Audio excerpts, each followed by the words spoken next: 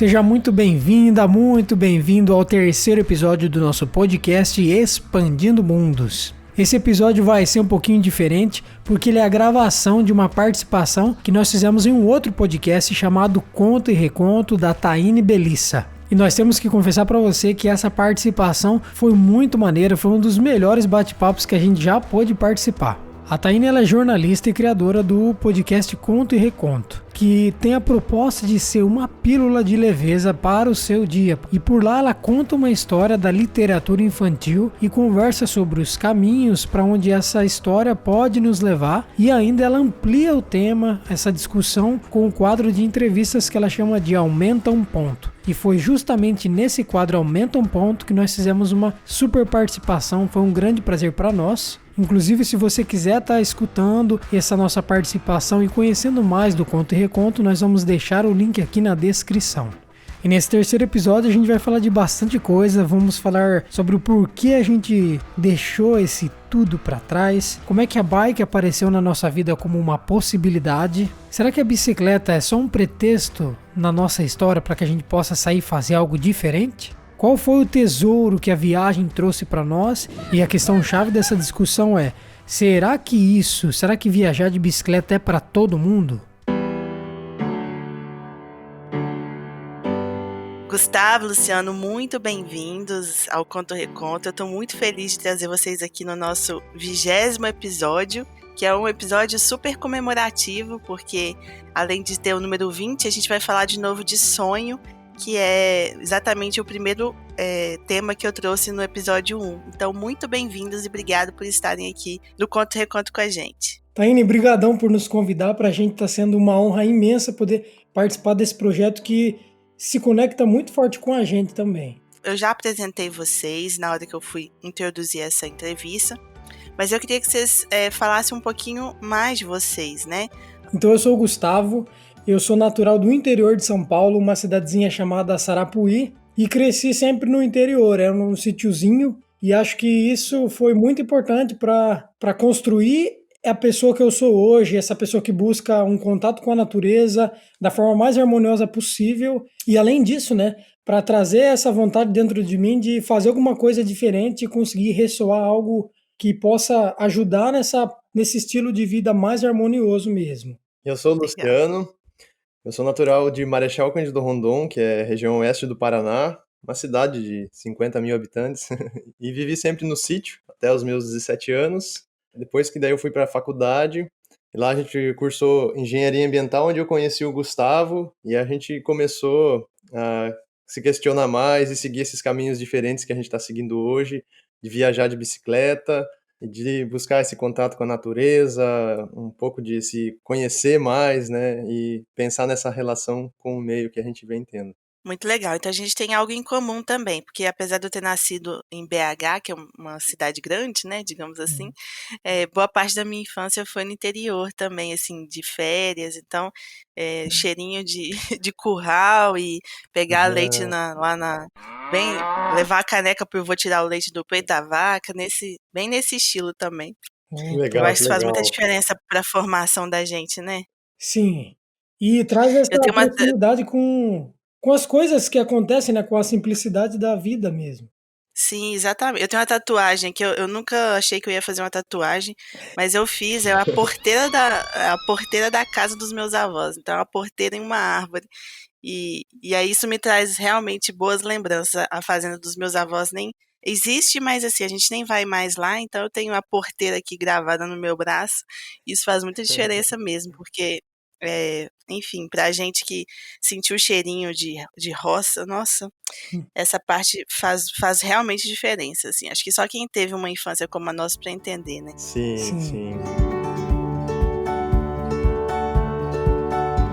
Então vamos lá, ó. Vocês têm um vídeo inteiro já no canal de vocês no YouTube, que eu também vou deixar aqui na descrição do episódio, para contar justamente por que vocês resolveram deixar tudo para pedalar pelo mundo. Mas eu queria que vocês falassem um pouquinho sobre isso também aqui. Contem pra gente aí como que foi que vocês perceberam que deveriam iniciar mesmo essa jornada. Conta essa história.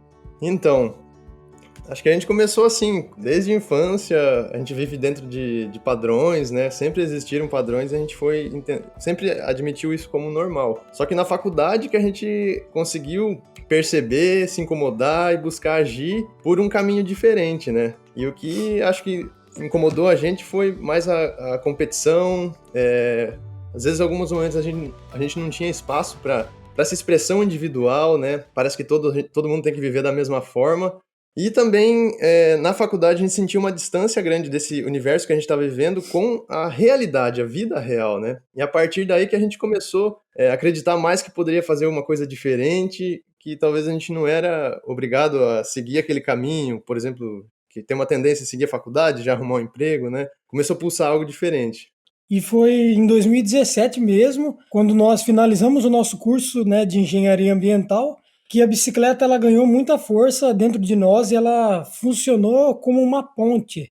Então ela fez com que a gente conseguisse sair daquele ambiente, daquelas coisas que nos incomodava, para acessar um outro universo, né? Uma coisa que trazia muito mais leveza quando a gente estava pedalando, quando a gente fazia nossas pequenas aventuras ainda no começo. A gente sentia o alívio de não ter tantas preocupações ou das preocupações serem exatamente aquilo que estava acontecendo naquele momento. Então eram muito menores, muito mais fáceis de se resolver. Então essa coragem para sair nessa grande aventura realmente surgiu nessas pequenas viagens e nesse conhecimento desse grande e novo universo. E a bicicleta abriu um espacinho que até então a gente não havia conhecido, né? Que era um contato muito harmonioso com a natureza, a forma que a gente encontrava as pessoas pelo caminho. Era muito inspirador e motivante pra gente.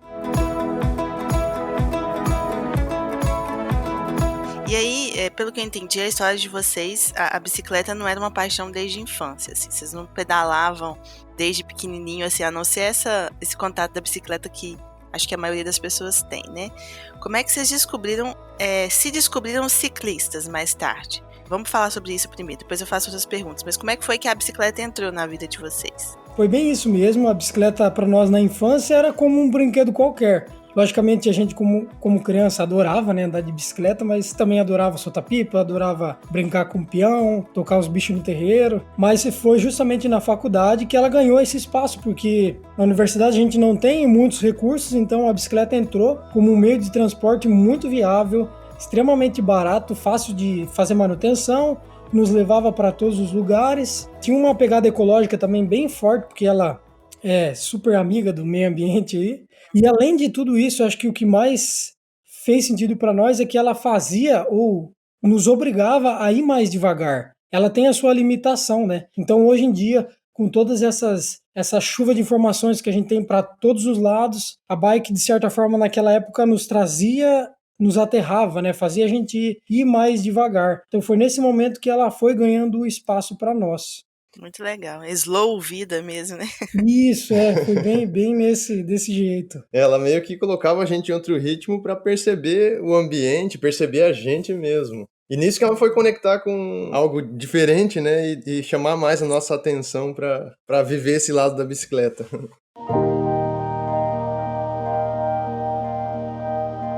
Mas eu acho que também, aí vocês vão me dizer se eu tô errada, a bike é só uma desculpa, no fim das contas, para vocês atenderem um anseio que provavelmente sempre esteve aí com vocês, né? Não sei se isso faz sentido, e se sim, qual que seria esse anseio? Vocês já falaram um pouquinho, mas assim, se vocês pudessem resumir, né?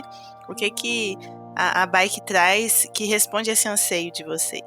Então, acho que o anseio desde o começo foi buscar perceber o mundo através dos nossos olhos, né? Talvez tentar enxergar o que estava atrás do muro, o que eu estou partilhando com o mundo através do que eu sou. E a bicicleta, né, ela permitiu a gente ver as diversidades do mundo, as diversidades naturais, e também por ela colocar a gente num ritmo diferente, ela nos colocava também numa situação, posso dizer, vulnerável, né, que talvez conectava um pouco a gente mais com um lado de humanidade que existe dentro de cada um de nós, né? E isso acho que conectou muito forte conectou a gente com as pessoas que a gente encontra pelo caminho, e é algo que muito forte, assim, que sempre motiva a gente estar nessa busca, nessa jornada com a bicicleta. Legal. Então, já que você está falando sobre esses encontros que vocês têm na estrada, né? Vocês podem contar pra gente qual que teria sido assim, a experiência mais marcante que vocês tiveram até o momento nessa jornada? Sim, sim, é bem difícil pensar sobre isso, né? Na verdade, são muitas experiências e muitas experiências super marcantes. Só para trazer um pouquinho, né? Nós fizemos dessa viagem, né, um projeto que a gente chama de Expandindo Mundos, onde justamente a gente vai atrás de vivência. É para isso que a gente está na estrada, né? Uma das que foi mais marcante, que tem muito a ver com esse tema que a gente está conversando aqui hoje, foi a primeira vivência, o primeiro voluntariado que a gente fez na cidade Escola Aine, que está localizada em Guaporé, no Rio Grande do Sul.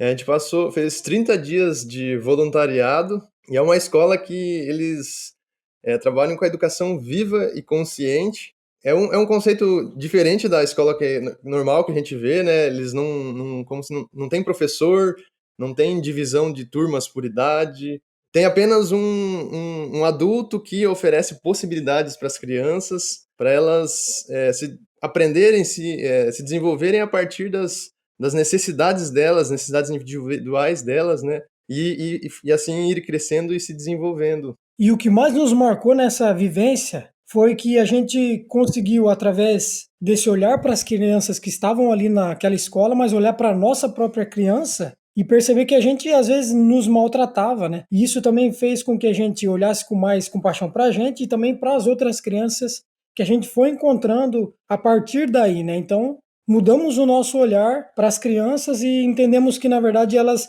não são um recipiente vazio que a gente tem que ficar enchendo a todo momento com fórmula, com informação, com conhecimento, né? Na escola Aine eles têm um lema que é deixe as crianças em paz. Então é isso que Que a gente legal. tenta pôr em prática hoje. Nossa, entendo perfeitamente isso, porque na literatura a gente tem muito essa discussão, né? Assim, a criança, você tentar explicar a história para a criança o tempo todo. Eu até falo que o meu podcast a gente tira uma espécie de um caminho, tal, para refletir, mas que é só um dos caminhos para onde a história pode levar a gente, né? Porque a ideia da literatura não é ensinar nada, nem dizer que existe só um caminho, né? E na verdade, as crianças, normalmente a gente fica querendo que elas entendam as coisas, você conta a história para ela, espera que ela fique quietinha, prestando atenção, entendendo tudo. E não, é tipo isso mesmo, deixa a criança em paz, deixa ela morder o livro, se ela for pequenininha, deixa ela cantar no meio da história, é isso aí, muito Dá legal asas à ouvir. criatividade dela.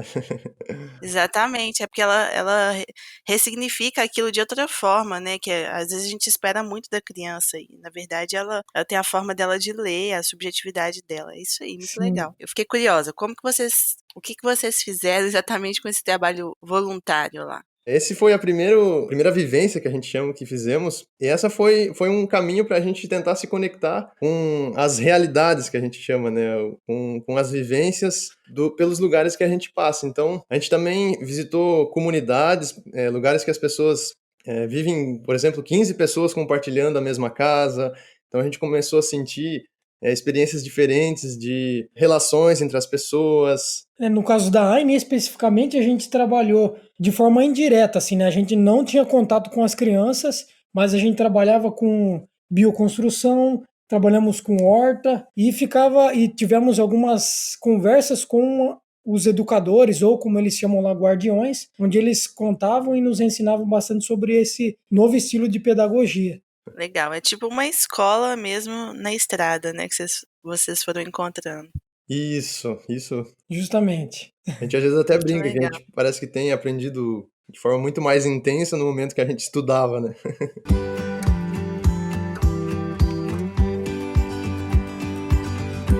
E tem alguma coisa que vocês descobriram, assim, só porque vocês resolveram fazer essa jornada? Assim, por exemplo, uma coisa que vocês nunca imaginaram ou saberiam se vocês tivessem seguido fora das estradas? Pois é. Mas assim, o que a gente viu ou que a gente tirou de lição depois de todos esses aprendizados da estrada, e que eu acho que sem a bicicleta e sem fazer cicloturismo a gente não ia conseguir experimentar levando uma vida mais convencional, é perceber a simplicidade real da vida. Que ela é muito mais simples do que parece, e pedalando a gente percebeu que realmente a mochila leve, com menos apego, com menos coisas, com menos preocupações, ela faz com que a gente consiga ir mais longe, né? E também a nossa terra comum, ela agradece de acordo com quanto menos consumo a gente tiver. Então a bike trouxe essa nova visão de vida e essa simplicidade mesmo. É como se na bike a gente leva a nossa casa, né? Leva todas as nossas coisas e, como de forma prática, ela faz com que a gente busque enxergar e questionar o que a gente está levando, né? Porque não dá para exagerar, não dá para ter muito luxo, muito apego. Então a gente tem que estar todo momento avaliando essas coisas que a gente está levando. E eu acredito que esse não seria, se tivesse seguido outro caminho, esse exercício, eu não sei se eu estaria fazendo como eu faço agora, né? Cara, muito legal isso, pensar da bagagem, né?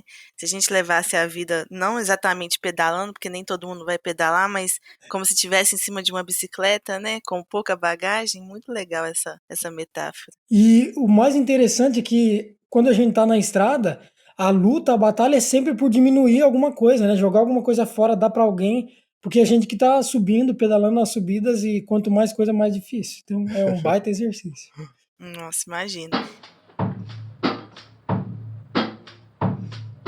Eu nem coloquei essa pergunta aqui no nosso script, mas acho legal a gente falar também de perrengue, né? Porque você está falando justamente sobre essas dificuldades. Tem algum perrengue assim maior que vocês encontraram e que vocês gostariam de contar e talvez aprender alguma coisa com ele também? Bom, que podemos. Teve momentos que a gente teve as adversidades de pegar por exemplo, uma serra muito grande. A gente pegou uma estrada lá no sul do Rio Grande do Sul, era um lugar muito plano, com um vento muito forte, um vento contra. A gente passou no inverno. É engraçado, eu pelo menos lembro que percebi assim como a gente é capaz de ir um pouco mais do que a gente imagina. Como a mente também, ela controla, né, a gente, que naquele momento, pedalando, acaba sendo uma forte meditação, e você tá vendo tudo que tá passando na sua cabeça, e conforme você também vai entendendo o que vai se passando, parece que você vai conseguindo superar esses desafios, parece que a gente vai ficando um pouco mais forte, não sei, a gente fica um pouco mais maduro, talvez, para lidar com essas situações, talvez com os probleminhas que aparecem na vida da gente, sabe? Agora, tem os perrengues diários, assim, de sempre não saber o que vai acontecer, o que vai vir, né? Vocês fizeram até um vídeo sobre isso, assim, como lidar com as imprevisibilidades. Eu não lembro mais o nome do vídeo, mas era nesse sentido, né? Não sabe exatamente o que vem, né? E até esse é um grande desafio no começo, que daí a gente ainda não sabe lidar com todas essas coisas que são incertas, porque a gente não sabe aonde vai parar para acampar, a gente não sabe o que é que vai encontrar no caminho, se vai chover ou se não vai, se vai ter vento contra ou se não vai. E no começo isso pode até ser difícil de lidar, mas depois, com o tempo, a gente vai aprendendo mesmo a lidar com essas incertezas de forma muito mais tranquila. E com o passar dos dias, dos meses, né, e até dos anos, no nosso caso, a gente consegue se conectar muito mais com o presente. Então, aproveitar o que está acontecendo ali agora, né? Então, vai pedalando, começou a chover, opa, joga uma lona por cima, espera a chuva passar, guarda a lona e segue de novo. Então, é muito usar dessas incertezas ao favor, sem se identificar muito ou querer brigar com elas, né? Por exemplo, começa a chover, nossa, começou a chover, agora eu queria chegar até lá e já não consigo mais. Então a gente consegue abraçar isso, né? E aproveitar ela também, dar muita risada. Eu acho que quando a gente tá numa vida mais estável, vamos dizer, a gente acaba se preocupando muito com o que já foi e também com o que vai vir, né? E ali não, a gente realmente não tem como controlar as condições que estão chegando até a gente durante a viagem. E esse pode até ser um exercício que a gente também, acho que se tivesse seguido outro caminho, não ia estar exercitando tanto quanto agora, né, que a gente está viajando de bicicleta. Acho, assim, que isso faz sentido demais. Eu até tenho eu vou anotando o nome dos livros que eu quero escrever um dia. E tem um livro que eu quero escrever que é de uma menina que tá cansada do futuro, sabe? Tipo, o futuro nem aconteceu ainda, mas ela já tá cansada dele. Que lindo. E é exatamente isso, Interessante. que a gente realmente vive ou no passado ou no futuro, né? E eu imagino tanto que essa jornada da bike deve te trazer pro presente mesmo. Eu tenho uma bicicleta aqui, meu marido andamos de bicicleta aqui na Lagoa da Pampulha. Na verdade, quando não tinha a pandemia, a gente andava. Tô muito vontade de voltar. E assim, eu não sou ciclista, enfim, eu fico cansada rapidinho, mas só esses momentinhos, assim, esses 30 minutos que às vezes a gente anda, é incrível mesmo. Você fica centrado ali no seu presente, no que você tá vendo. Eu ainda sou desse estilo que gosta de olhar para os lados, às vezes quase bato em alguém e tal, mas dar uma olhada na lagoa, nas pessoas, nas famílias, eu acho isso muito legal, a vida acontecendo ali naquele momento. Aham.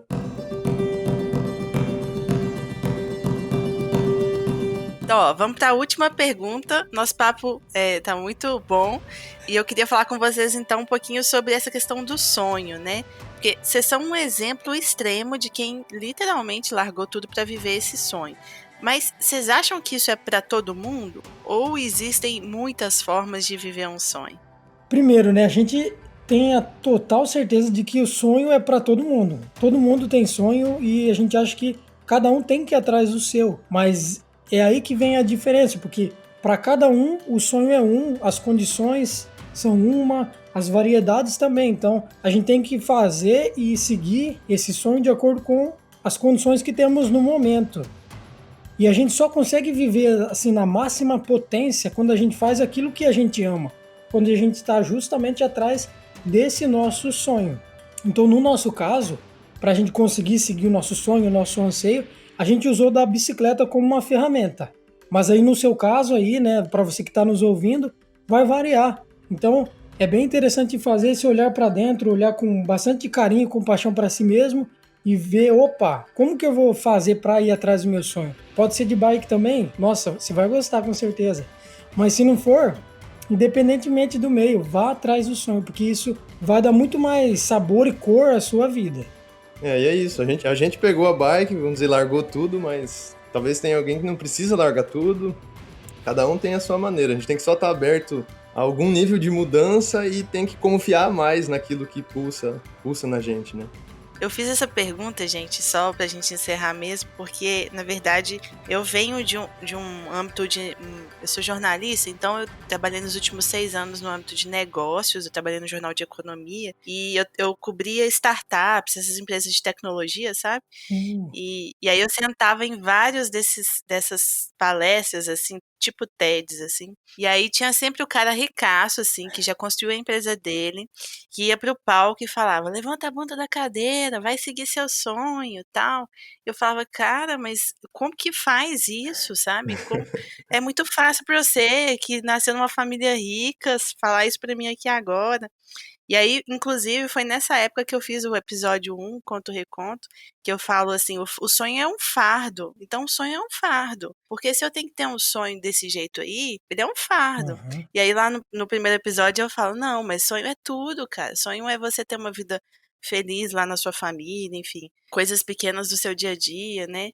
Eu acho que pela resposta de vocês também pensam assim, né? Não é exatamente só isso, tipo, sonho é só largar tudo e ir embora, né? Cada um tem um mesmo, né? E bate muito diferente com o que a gente necessariamente gosta. Por exemplo, se eu gosto muito de pintar, esse é o meu sonho. Mas muitas vezes, por conta de uma rotina extremamente turbulenta, eu vou deixando isso que eu mais gosto de lado, né? Mas na verdade, se isso faz tão bem pra mim, eu tenho que colocar isso, trazer isso de volta, né? Pode ser que no início eu não consiga fazer isso o primeiro plano da minha vida, mas conforme o tempo for passando e esse amor for crescendo, quem sabe isso tome outras proporções. Mas a gente vê que o que a gente não pode mesmo é esquecer aquilo que está dentro e que nos faz ver a vida de outra forma ou olhar com mais carinho para as coisas. Meninos, pra gente terminar, vocês querem deixar algum recado final? Convidar o pessoal para conhecer o canal de vocês? Bom, a gente agradece muito estar participando aqui e trazer essa discussão, a gente acha muito importante, até acho que no ritmo que o mundo tem pulsado hoje, a gente acaba esquecendo dessas coisas, né, que são, acho que, vitais pra gente estar pulsando e vivendo, né. Acho que o recado é esse, de cada um olhar pra si, sentir qual que é a fagulhinha que tá ali, que tá prestes a acender alguma coisa. E também eu queria agradecer demais, assim, a você, Taine, que tem esse projeto incrível. A gente conheceu mais ou menos o ano passado, em agosto, se não me engano, e a gente se identificou demais, porque é isso, né? A gente via no seu projeto essa questão muito forte do sonho de fazer a diferença para alguém, né? trazer essa pílula de leveza, como você sempre diz, e de uma forma tão singela e tão carinhosa. A gente adora muito e sempre que a gente puder, a gente vai estar compartilhando, o que vai muito além de história, né? Traz esse tempinho para a gente poder olhar para dentro e reflexionar sobre alguma coisa e, quem sabe, gerar mudanças. Então a gente agradece muito que você siga firme nesse propósito, que é muito lindo. Obrigada, gente. Obrigada mesmo. Então, o Conto Reconto é a minha jornada e ele também traz pessoas para mim. Tá vendo como a bicicleta traz para vocês? O Conto Reconto trouxe vocês para minha jornada. Eu conheci vocês por causa do Conto Reconto, né? Muito legal isso, né? Do projeto, a gente tem a intenção de fazer uma volta inteira no Brasil, conhecendo todas as regiões e tá sempre atrás dessas vivências, como a Escola Aine, né, uma referência, mas a gente quer cada lugarzinho tentar ter uma experiência e, à medida do possível, se a gente conseguir ressoar alguma coisa que a gente viveu através lá do nosso canal no YouTube, né?